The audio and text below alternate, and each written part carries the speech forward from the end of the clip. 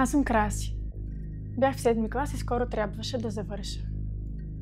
Тази година трябваше да е крачка към мечтата ми. Училището по дизайн. Затова и си давах повече зор. Тези оценки ми трябваха. Обичах да чета, да рисувам, да пиша. Но училището не беше това, което си представях. Бях сама. Не съвсем, Яна беше там. Единствената ми приятелка, която ме разбираше. Но когато нея я нямаше, празнотата ставаше по-голяма. И тогава се появиха те. Подигравките започнаха тихо. Шепот в коридора. Усмивки, които казваха повече от думи. Вярвах, че ще се справя. Просто не трябва да обръщам внимание. Нали така учат възрастните? Но една седмица беше различна. Яна беше болна. И шепотът стана нещо повече. Дойде понеделник и тя се върна. Нетърпение я чаках. Имах доста да й разказвам. Нещо се беше променило. Яна беше различна.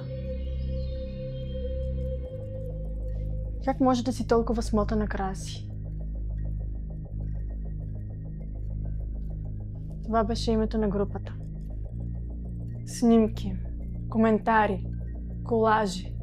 Стотици хора ме осъждаха за неща, които дори не осъзнавах, че правя. Как пия вода, как отговарям на дъската, как стоя в коридора.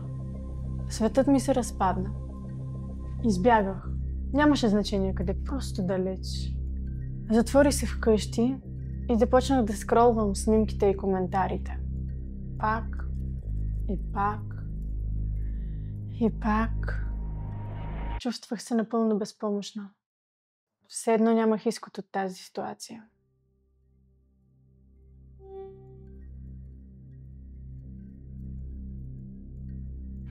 Ако попаднеш на такава ситуация, искам да знаеш, че вината не е твоя. Най-доброто, което можеш да направиш, е да потърсиш помощ от родител, учител или приятел и да ни докладваш на safenet.bg и на телефон 124 123, където наши консултанти ще ти помогнат да излезеш от ситуацията. Когато майка ми се прибра, събрах смелост да й разкажа. Бях блокирала всички. Не исках да чувам и да виждам никого. Не исках да се връщам в това училище. Тя ми разказа за Центъра за безопасен интернет и заедно подадохме сигнал на горещата линия. Качихме снимки и линк към групата. Тя ми каза, че ще говори с училището и мога да се преместя. Успокоих се. Не защото болката отмина, а защото вече не бях сама. И защото разбрах, че от всяка ситуация има изход. Не се колебай да потърсиш помощ. Това е първата стъпка към решението, за да ти е окей в нет.